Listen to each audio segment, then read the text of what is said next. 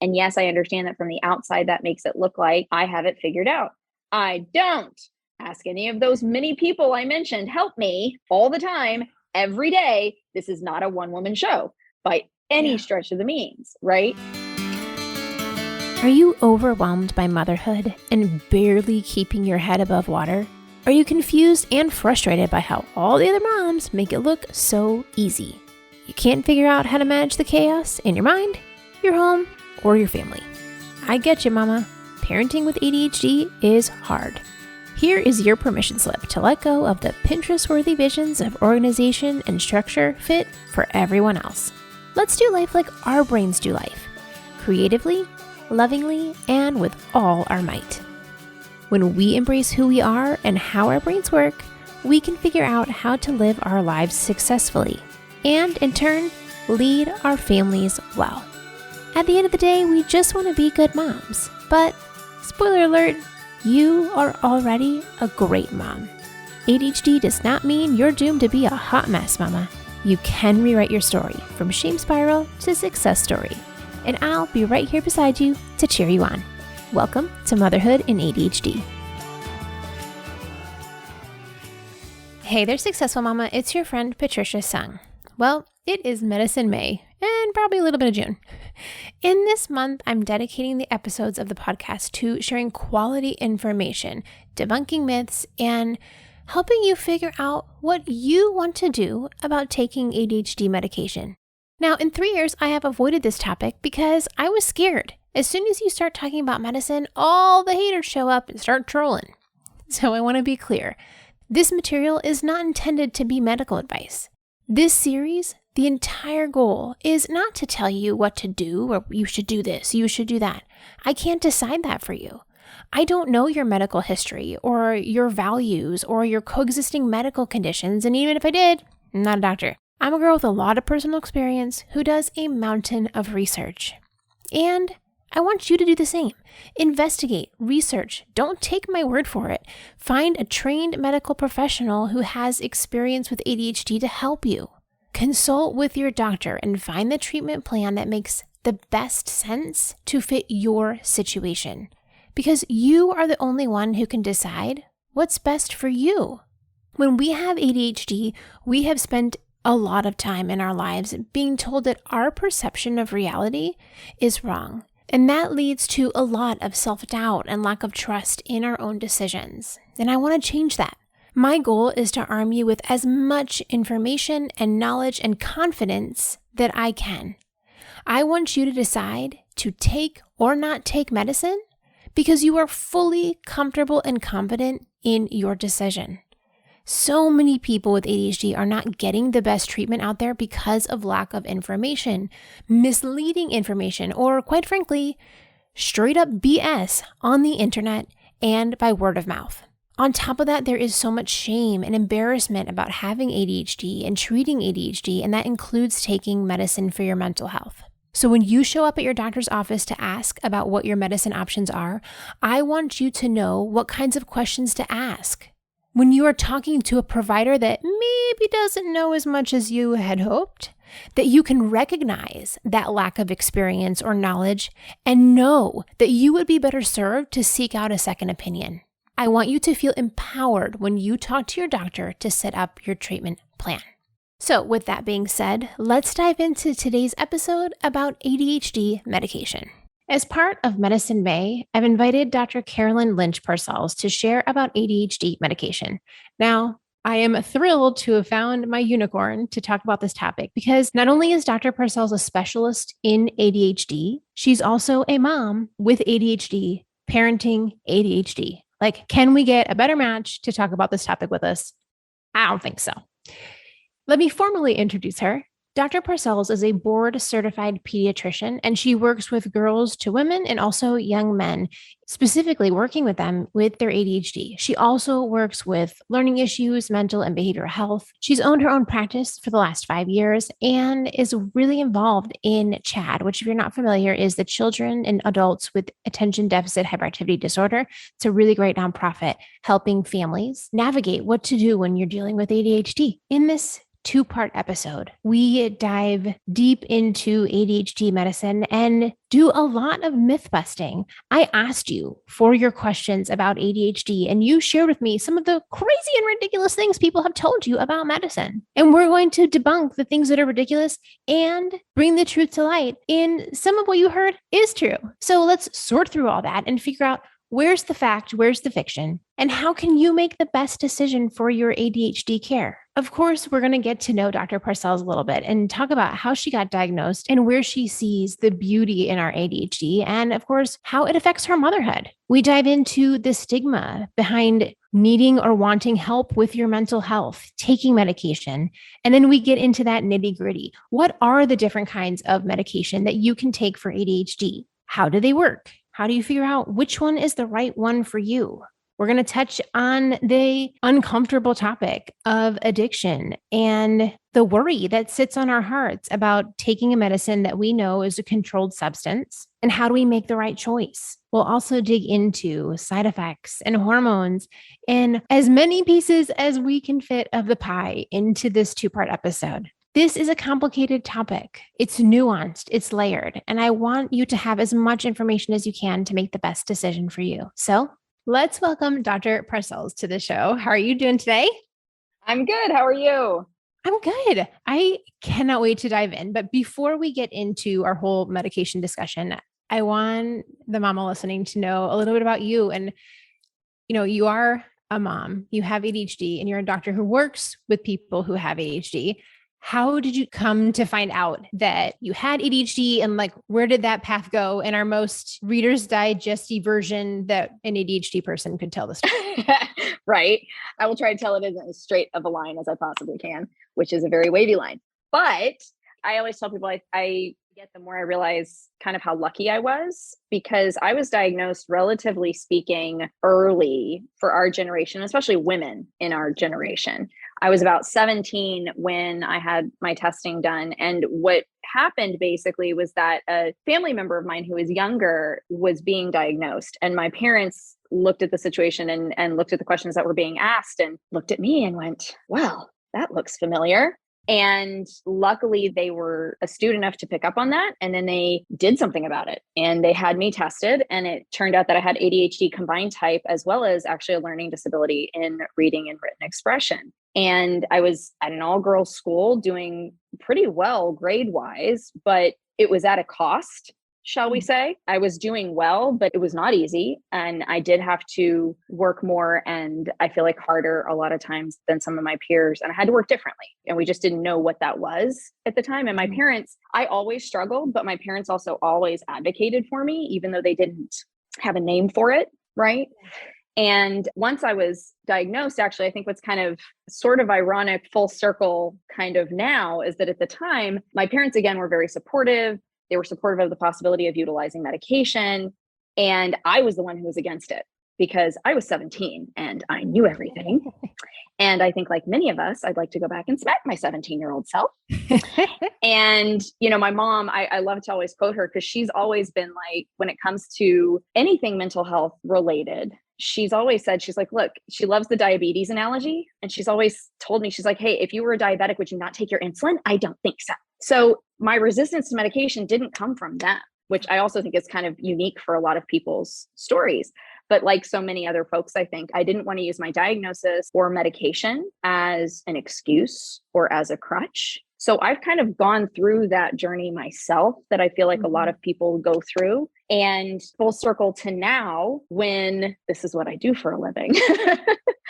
So that's kind of how it got started. Now, why on earth, if you have all these struggles, would you be like, hey, let's go to med school? That is a great question. I joke that I was pre-med when I popped out of the womb. I don't actually remember wanting to do anything else with my life. I'm that kid that did masking tape casts on her dolls, physical exams on the babysitter, and my cousins, who were all boys, would play war and I would be bandaging them up with the toilet paper behind my grandmother's sofa. I don't know that there was ever a choice. It was always just kind of what I was going to do and who I was going to be. And the other piece of that was I don't take kindly to people telling me what I can't do or what I shouldn't do. And I had a lot of really great support, again, from my family and my friends. But there were definitely people along the way who, even if they didn't flat out say I couldn't, they insinuated that I couldn't. And that just lit the fire that much more. I might be just a little competitive. Just a smidge. Just a smidge. Yeah. And when you say you had to do things differently, obviously the time you didn't know for sure, what are some of those ways that you did school and med school differently than other people?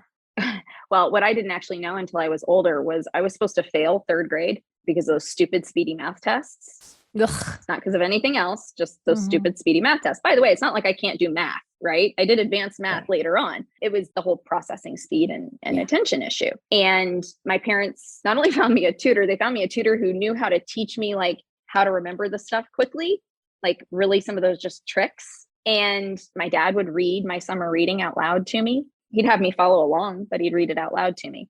And as I got older, I started to learn some of those tricks, like studying in a room by myself where I could read it out loud while highlighting to keep myself engaged, to compensate for my tracking difficulties. You know, some of those things that I just kind of came up with along the way, not even realizing that I was coming up with it. But once I was diagnosed, I did get accommodations, and I begrudgingly accepted the accommodations. And I'm very grateful that I did. And that was actually kind of one of the aha moments for me, as I had taken the SAT and SAT2 subject tests before I was tested. And then I took them again with extended time. And then I got my scores. And then I went, oh, okay, maybe I do have something going on here. It was a shocking difference. And it was enough to really help me understand, even if I still wasn't totally ready to accept all of it, that there was something different about how I functioned and how I did things, and that it wasn't all bad. Where do you find your strengths in your ADHD? Oh, so many places. Oh, I'm so glad you asked that question. We focus so often on the negatives, right? And on the challenges of it. But I tell my patients all the time, I tell my kids all the time that absolutely there are strengths in our ADHD. I don't want to discount the challenges. Those are legit. But no, absolutely. I actually joke with my patients that, you know, I used to get made fun of for talking too much and my energy level. And now I get paid for those things. And people ask me all the time if I could bottle up and sell my energy. So no, I do think things like creativity, our ability to see solutions to problems that other people don't see, our ability to think creatively. I think it's interesting too, because there's this concept that and it's not altogether false, but that we miss details. That's not completely true. We notice everything, which makes it hard for us to focus in on particular details. And sometimes we miss the details that are important. Sometimes we miss the details, or we don't focus on the details that other people think are important. But as a result, though, sometimes we also catch the things that other people miss. And I honestly feel like that is a big part of what helps me to be good at what I do as a physician. It's why I'm a good diagnostician, because I can hear the details in the story that maybe somebody else might miss. And then I can dive into those and go down that rabbit hole and find what somebody else might have missed.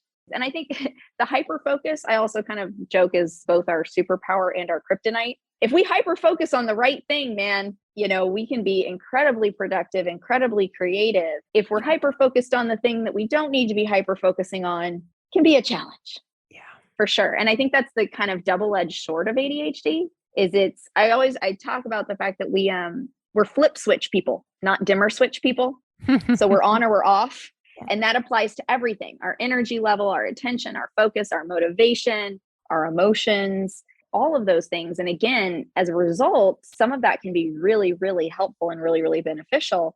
And yet sometimes it can be also very challenging. And then, of course, the flip side, where do you find your ADHD makes your motherhood more difficult?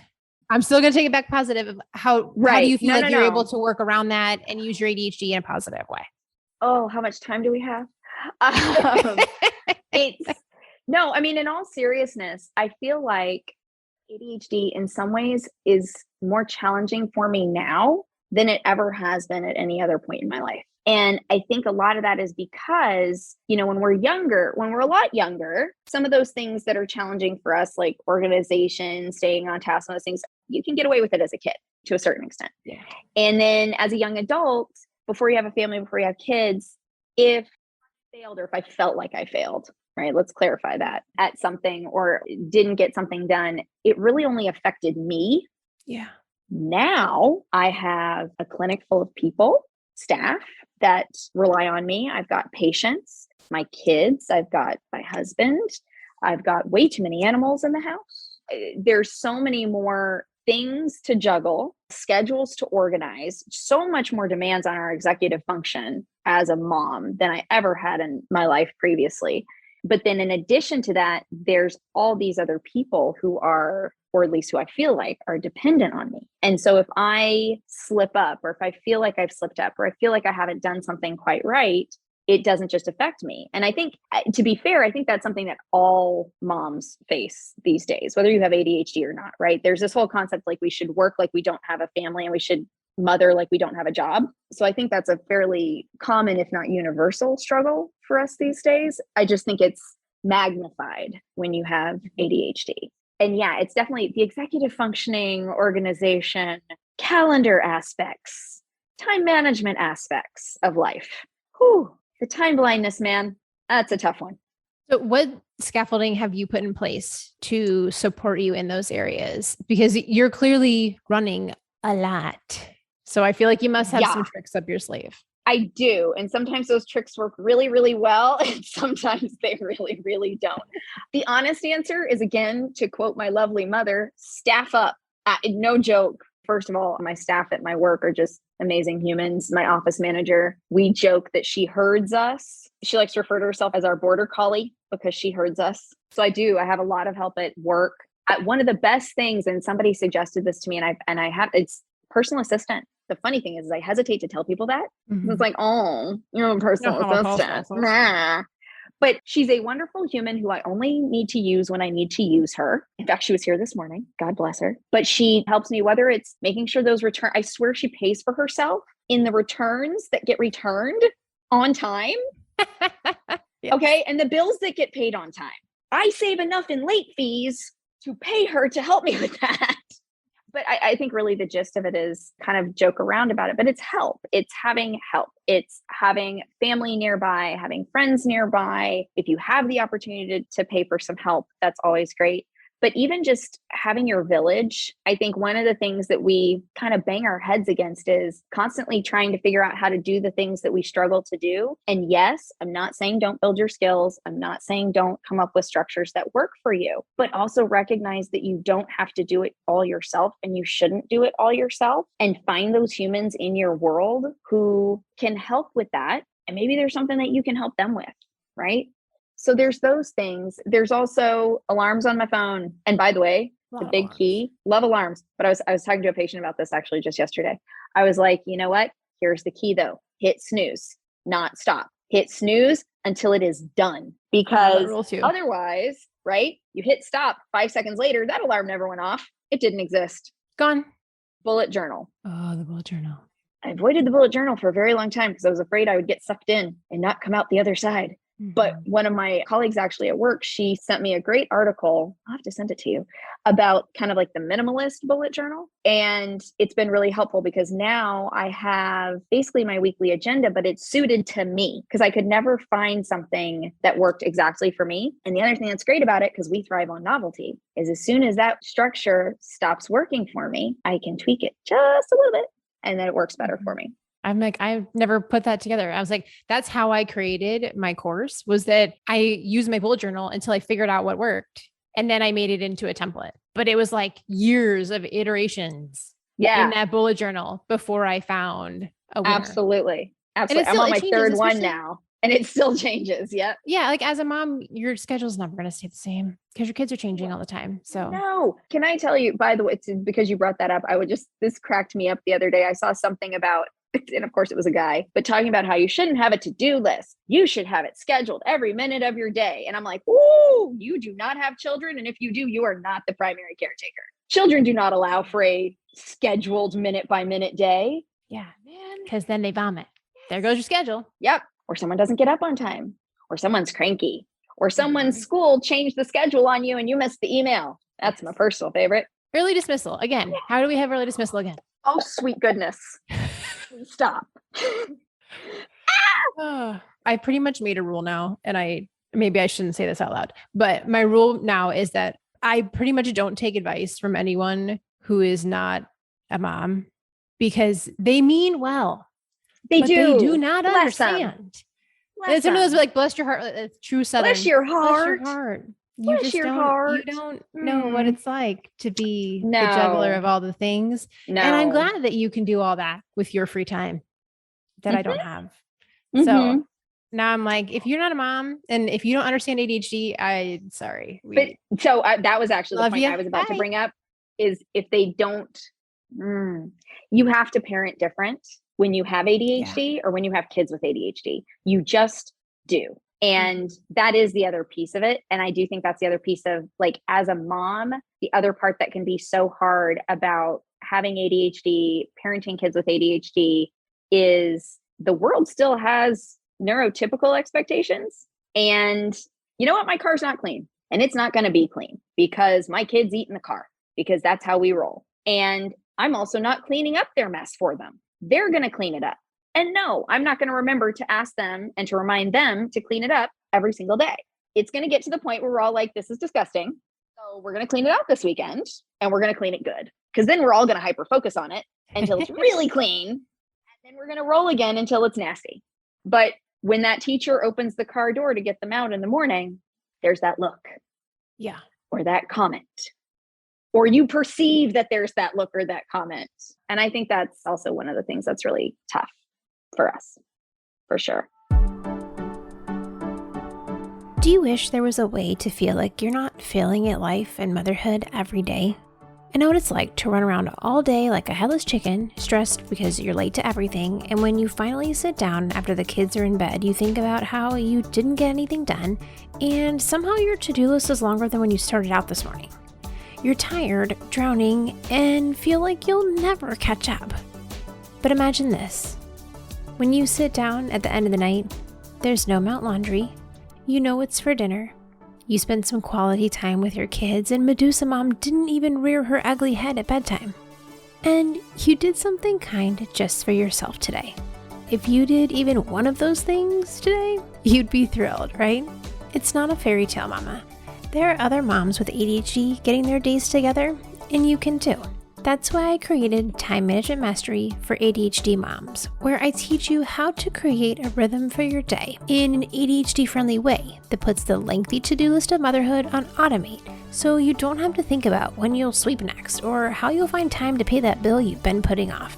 You'll be able to make a plan for your day that is fluid enough for your ADHD brain to stick with, but structured enough to feel like you're in control.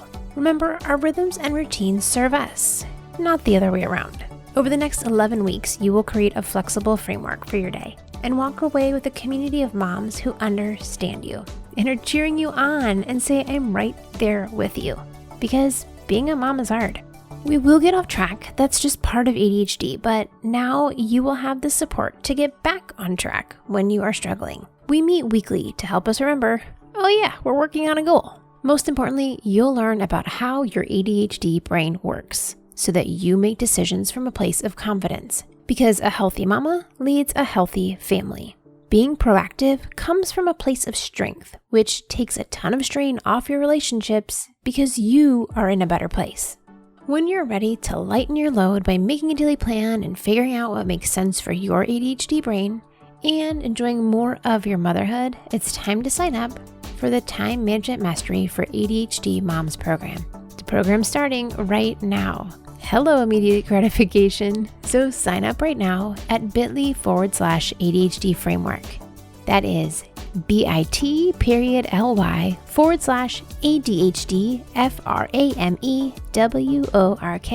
And that's all lowercase letters. bit.ly/ADHD framework. So sign up now before you forget, okay? I can't wait to help you feel good about your day, but more importantly, I want you to feel good about yourself. So sign up at bit.ly/ADHD framework. Yeah, I was saying, like, I'm totally getting off on a tangent of what my outline was, but I think this is a really important point to hone in on, is that there's a lot of discussion around how with ADHD, we should like buck the norms and like do our own thing and really lean into your brain and do things in a different way.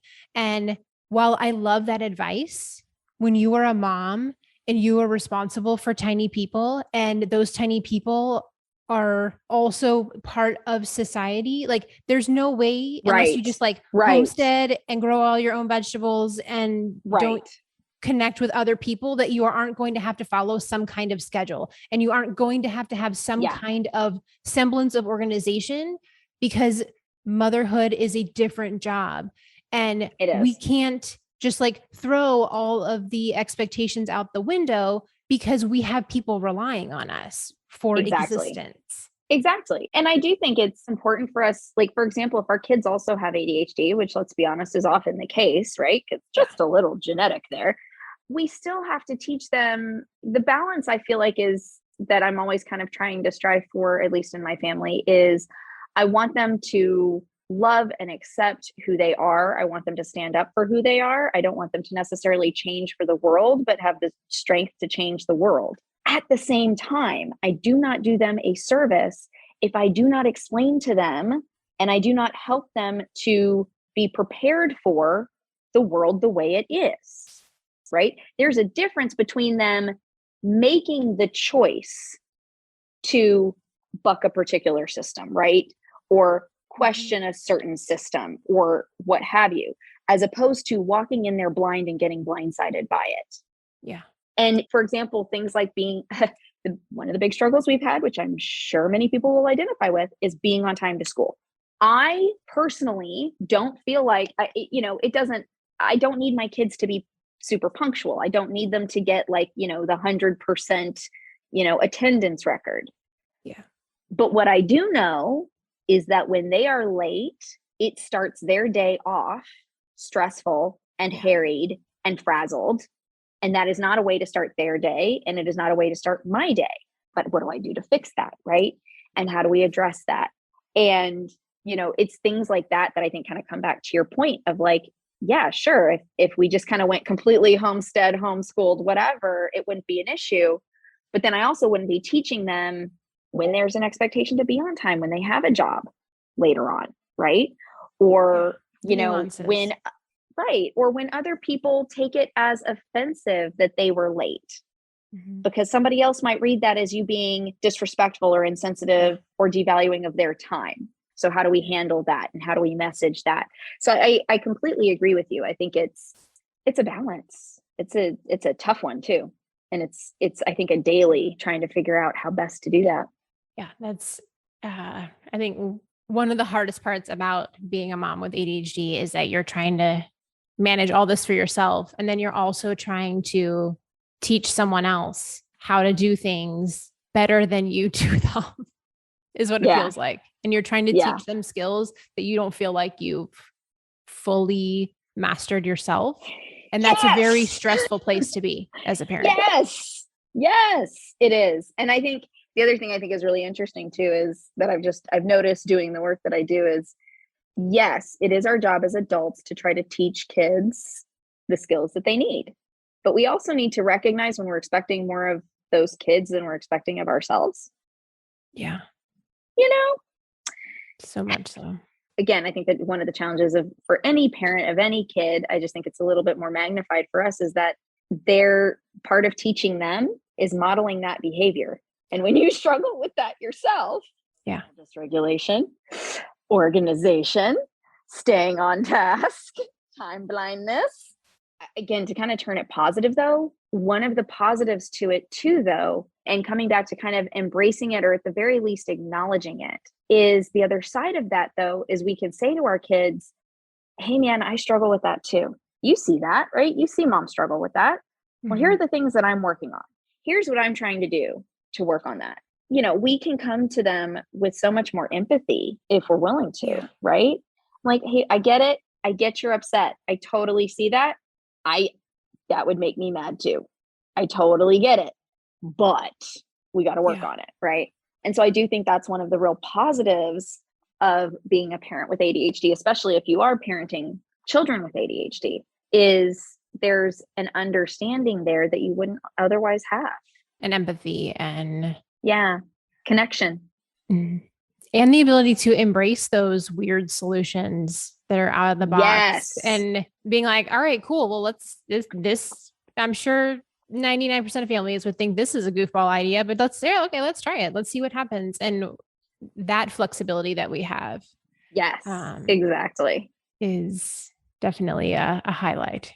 Okay. I could go on chit-chatting about life for a while here, but let's dig into our medicine topics. Here we're talking about medicine all of May on the podcast. And what I want to do in this episode is for moms to understand overall just the different types of medicine and how they work, but then also like going through a lot of the like mythbusters that are in there where you hear things that, and then you start to worry because somebody said that this could happen. And then we send down this rabbit hole because we're very good at rabbit holes. Oh, yes, we are. Like our anxiety takes over and we're running amok with this like doomsday idea that's like, first of all, 0.01% likelihood of happening. And then even if it did, it would not be catastrophic to that degree. Right. How do we overcome that shame and the fear and the stigma, all that? Like, I want to dig into that. And that's actually where I want to start is that one of the myths that I want to bust is that we should feel ashamed for needing help with our mental health or needing medicine or not even needing, but wanting support and wanting to take medicine. I know this is like such a big question. Like, how do we combat that? How do we change the paradigm in everything? Let me just make the biggest question ever. What do we do? No, I think but it is the question, right? It is the question. And I think honestly, what we're doing right now, having the conversations, talking about it, normalizing it. I actually, even with all that I do, I speak on medications, I do education, I teach at one of the medical schools here. It wasn't until, was it last October, I think, that I did the TED Talk, not TED Talk, TED Talk, ADHD. I know it was a really cute kind of takeoff on TED, but I was asked to do a talk on my personal journey. And that was one of as open as I am about my diagnosis, as open as I am about a lot of my journey, that was something I didn't really talk about. And it's still something that, I think, boundaries, I don't necessarily give all of the details, but I did start to realize that, to your point, part of the decreasing the stigma and decreasing the shame around it is being willing to talk about it and being willing to say, like, yes, I am a physician, and yes, I own my own practice, and yes, I have kids, and yes, I understand that from the outside that makes it look like I have it figured out. I don't. Ask any of those many people I mentioned, help me all the time, every day. This is not a one-woman show by any stretch of the means, right? And I think that's so important for people to hear, not just in the help that we ask for, in any sense of help or support that we need or that we're asking for, whether that is the people who help us, whether that is therapy, whether that is medication, whether that is ADHD coaching. I've had, as much as I promote coaching like it's going out of style. I think it's awesome. I wish ADHD coaching had existed when I was younger. I've utilized coaches myself, and yet I still have to wrap my head around, should I really spend the money on that? Because it feels like it's something I should be able to do on my own, right? Like, is that something I should put my time and resources into? Because even though logically I know that'll help me, and because it helps me, it'll help me be a better mom, right? And it'll help me be a better doctor. I feel like those are things that I should be able to do on my own. And so then there's a sense of shame of even putting my time or my resources towards that, right? And I think medicine falls into that as well. And again, as moms, that whole put your own mask on before you help somebody else in the airplane. Yeah, we're not good at that. We're not good at that at all. We're running around holding our breath, shoving masks on everybody else, like everybody else, until we pass out.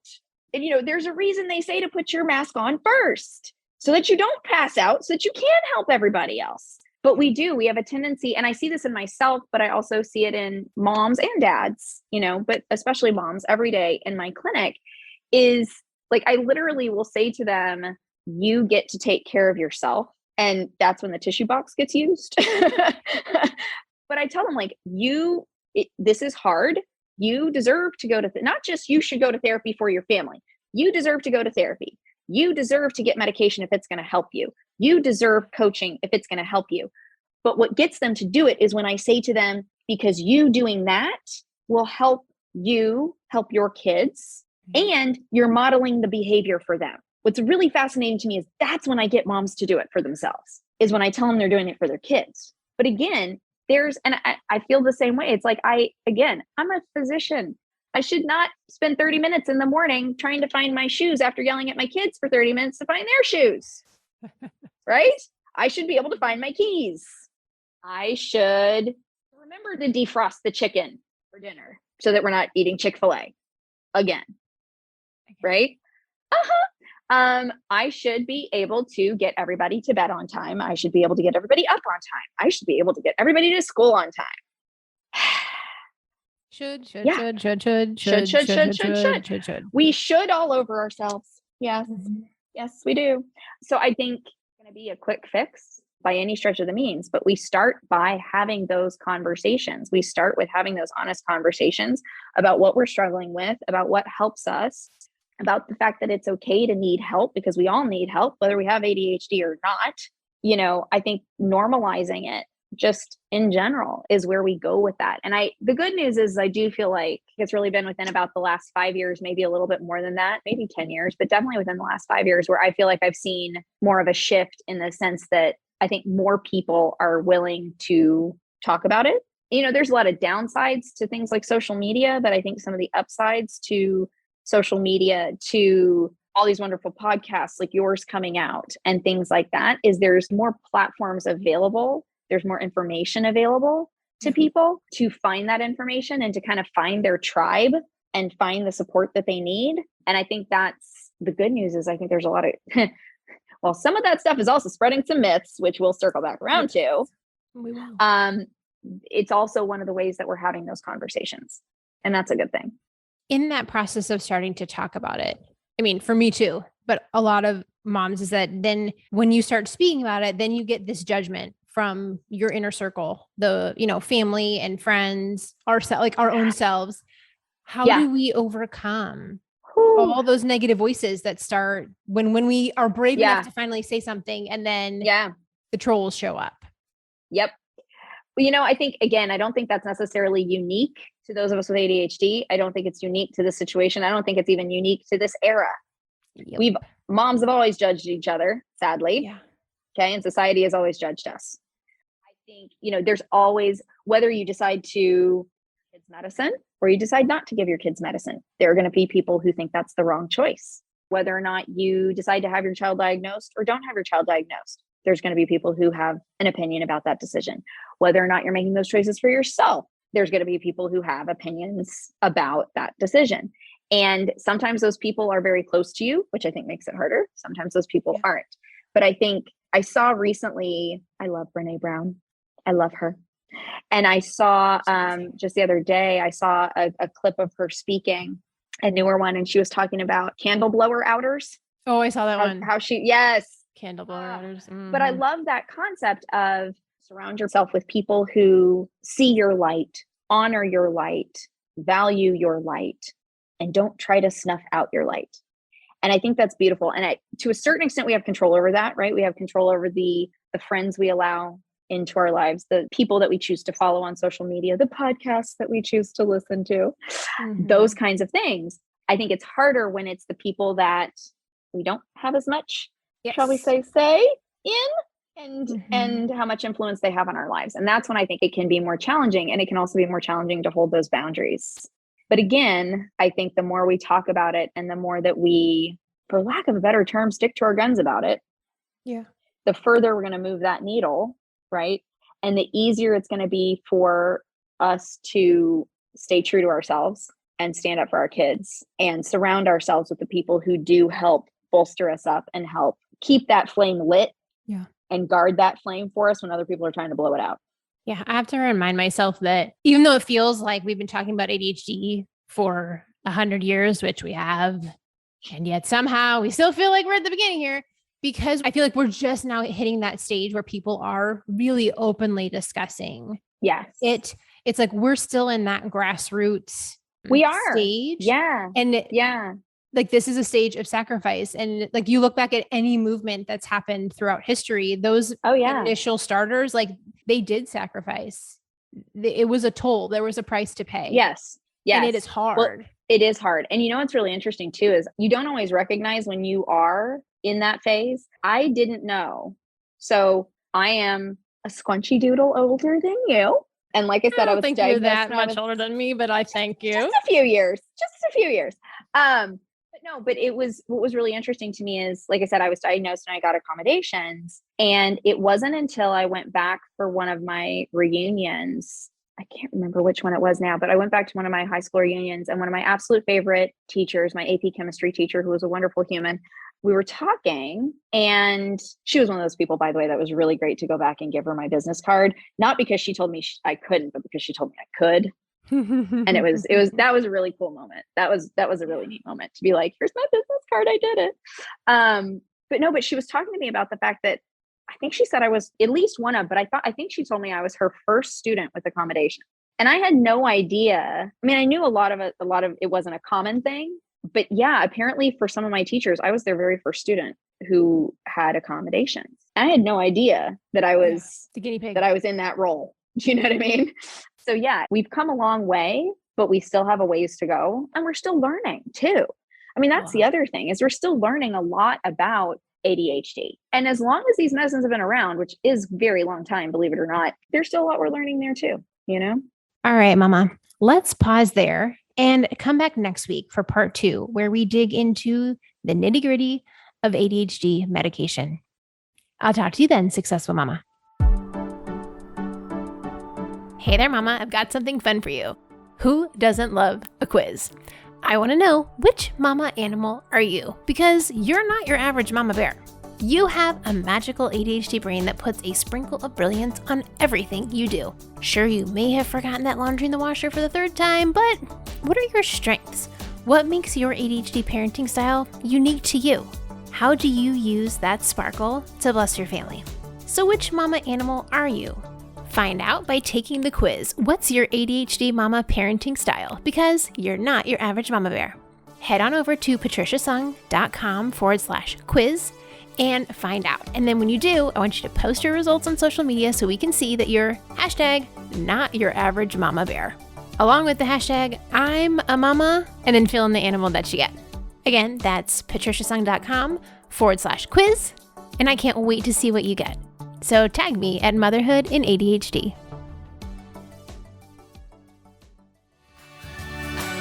For more resources, classes, and community, head over to my website, motherhoodinadhd.com.